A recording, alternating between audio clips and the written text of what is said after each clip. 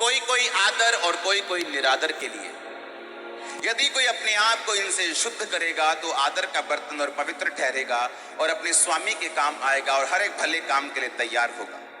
जवानी की अभिलाषाओं से भाग और जो शुद्ध मन से प्रभु का नाम लेते हैं उनके साथ धर्म, विश्वास और प्रेम और मेल मिलाप का पीछा कर मूर्खता और अविद्या के विवादों से अलग रह, क्योंकि तू जानता है इनसे झगड़े उत्पन्न होते हैं। आमीन। फिर से पढ़ेंगे उस आयत को, 20 आयत को। बड़े घर में ना केवल सोने और चांदी पर काठ और मिट्टी के बर्तन भी होते हैं। आपके घर में एक बर्तन है जो आपकी मम्मी ने संभाल के रखा हुआ है कि गेस्ट आएंगे तो पिलाएंगे। वो कटलरी का महंगे महंगे वाला सेट, जब तुम मांगते हो चाहे तो टूटे कप में मिलती है लेकिन जब गेस्ट आते हैं तो उनके लिए स्पेशल रखा होता है। आगे ना, परमेश्वर ने कहा बड़े घर में सोने और चांदी के पर काठ और मिट्टी के बर्तन भी होते हैं। एक वो कप है जो आपकी मम्मी ने आपके गेस्ट के लिए रखा हुआ है, और एक वो बर्तन है जहां वो कूड़ा रखती है दोनों बर्तन। एक वो बर्तन है जहां सब कूड़ा जमा होता है, एक वो बर्तन है जहां कूड़ा जमा करके हम उसे फेंक के आते हैं। वो भी बर्तन है, वो भी घर का ही है, वो भी आप ही के घर का है, और वो भी एक बर्तन है जो आपकी मम्मी ने स्पेशल रखा हुआ है। परमेश्वर ने कहा जो कोई अपने आप को इनसे शुद्ध करेगा, किन से? व्यभिचार से, किन से? लड़ाई से, झगड़े से, निंदा से, चुगली से, फेक मिनिस्ट्री से, फेक चीजों से, गलत कमाई से अपने आप को शुद्ध रखेगा, वो आदर का बर्तन ठहरेगा और मालिक के पीने के काम आएगा। लेकिन जो कोई अपने आप को इनसे शुद्ध नहीं करेगा वो निरादर का बर्तन कहलाएगा, होगा मेरे घर का ही लेकिन कूड़ेदान में होगा, कूड़े डालने वाला बर्तन होगा, गंदे कूड़े को रखने वाला बर्तन होगा। हालेलुया। हमने क्रिश्चियंस की हालत देखी है जो परमेश्वर में नहीं चलते, उनकी हालत अन्य जातियों से भी बुरी है। मालूम है कि नहीं? अन्य जातियों से भी बुरी हालत है उनकी, क्योंकि परमेश्वर ने कहा अगर आप अपने आप को शुद्ध नहीं करेंगे तो निरादर के बर्तन ठहरेंगे।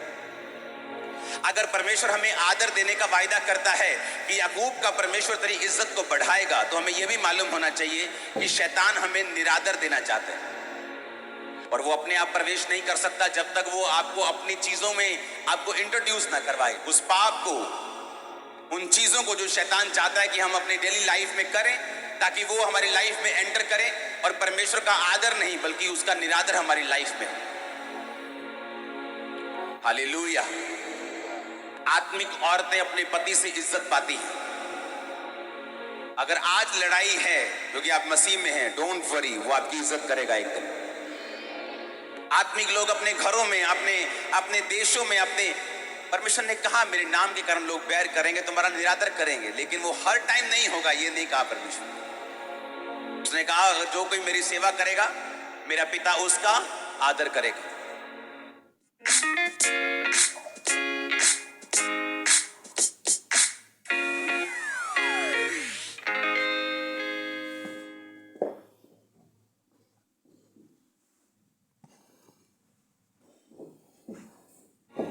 आमीन। अब पौलुस यहां पे तीमुथियुस को समझा रहे हैं। तीमुथियुस उसका स्पिरिचुअल सन था। अगर आप पौलुस की पत्रियों को ध्यान से पढ़ेंगे जो तीमुथियुस को उसने लिखी, तो उसने उसके कैरेक्टर पर जोर दिया है। तीमुथियुस के पास वरदान थे। बाइबल कहती है कि पौलुस ने कहा तीमुथियुस वो वरदान जो तेरे पास हैं, जो मेरे हाथ रखने के द्वारा, प्राचीनों के हाथ रखने के द्वारा तुझे मिला था, उस पर अपना ध्यान लगाए रहे। वो वरदानों से भरा हुआ था वो।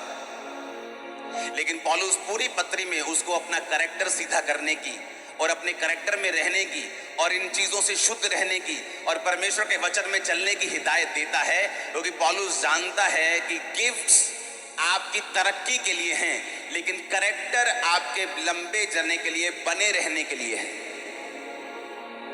मैंने लोगों को देखा है सेवकाई खड़े करते हुए, लाखों लोगों में प्रचार करते हुए, कैरेक्टर मेंटेन ना करते हुए और फिर टाइम से पहले उड़ते हुए। आशीष को पाकर उसको गवा देना अच्छा है, आप आशीष ना पाएं और पहले उसे संभालना सीखें। और बाइबल कहती है कि पौलुस तीमुथियुस को यही बात बताता रहा कि जो बातें मैं तुम्हें बता रहा हूं वो सारी कैरेक्टर के रिलेटेड थी। आप मुझे अपना चरित्र बताओ, मैं आपको आपकी प्रोफेसी बताऊंगा। आपका चरित्र आपकी लाइफ की सबसे बड़ी प्रोफेसी है। हालेलुया।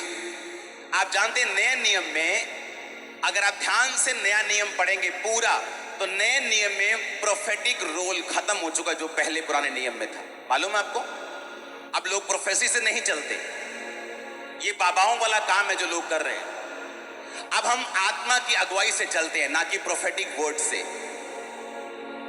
पुराने टाइम में यहोवा का आत्मा उतरता था, बताता कि अब यहोवा ये परमेश्वर यूं कहता है, अब तुम ये करो। अब सारा कुछ बाइबल में लिखा है और हमें आत्मा की अगुवाई से चलना है। आमीन। आप मेरी बात समझ रहे कि नहीं? प्रोफेटिक गिफ्ट अभी भी चर्च कलीसिया में काम करते हैं, लेकिन मैं आपको जो बात बताने की कोशिश कर रहा हूं उसे ध्यान से समझना। उसने कहा अब तुम आत्मा की अगुवाई से चलोगे, रोज अपना क्रूस उठा के मेरे पीछे चलोगे, क्योंकि जो परमेश्वर तुम्हें देना चाहता है वो आदर है। जो परमेश्वर तुम्हें देना चाहता है वो तुम्हें घर में आदर का बर्तन बनाना चाहता है, और शैतान तुम्हें निरादर का बर्तन बनाना चाहता है। और पौलुस ने तीमुथियुस को बार बार अपने कैरेक्टर को सीधा करने की सलाह दी। इसलिए मैंने कहा आप मुझे अपना चरित्र बताओ, मैं आपको आपकी प्रोफेटिक वर्ड दूंगा, क्योंकि आपका चरित्र आपकी सबसे बड़ी प्रोफेसी है। आपका कैरेक्टर आपकी सबसे बड़ी प्रोफेसी है। आमीन। अपने पड़ोसी को बोलो तेरा चरित्र तेरी प्रोफेसी है। आमीन। तेरा कैरेक्टर ही तेरी प्रोफेसी। बाइबल कहती है याकूब ने अपने 12 पुत्रों को बुलाया और उनके पास के हिसाब से जो कुछ उन्होंने बीते काल में किया उसके हिसाब से उनको प्रोफेटिक वर्ड दिए। रूबेन को बोला कि तू मेरे पौरुष का पहला फल पहलोठा है, पर तू औरों से उत्तम नहीं ठहरेगा, क्योंकि तूने अपने बिस्तर को अशुद्ध किया और एक लड़की के साथ तूने कुकर्म किया, इसलिए तू औरों से उत्तम नहीं ठहरेगा। पहलोठे को हमेशा दुगना मिलता था। अगर 10 बेटे हैं, हाँ, और प्रॉपर्टी के अगर 10 हिस्से होने हैं तो 10 नहीं होते थे, कितने होते थे? 11 हिस्से होते थे। 2 हिस्से पहले बेटे को मिलते थे और बाकी एक एक हिस्सा बाकी बच्चों को, लड़कियों को, लड़का जो भी हो उसको मिलते थे। आप समझ रहे कि नहीं? पर बाइबल कहती है रूबेन को वो नहीं मिला जिसका वो हकदार था। कारण ये था कि वो पाप में फंस गया था,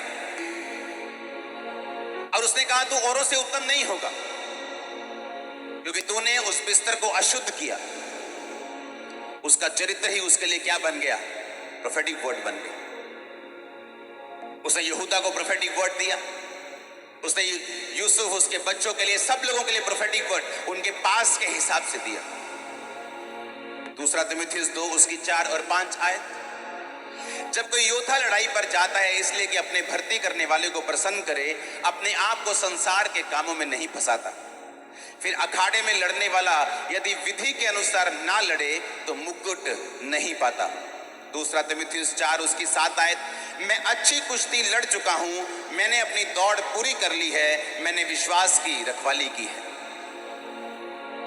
पौलुस कह रहा है कि जब कोई योद्धा लड़ाई पर जाता है तो अपने भर्ती करने वाले को प्रसन्न करे, इसलिए अपने आप को संसार के कामों में नहीं फंसाता।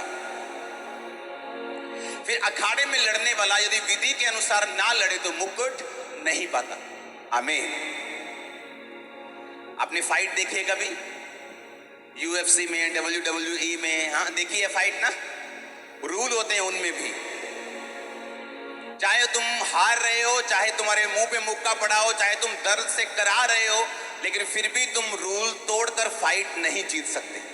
मालूम है कि नहीं?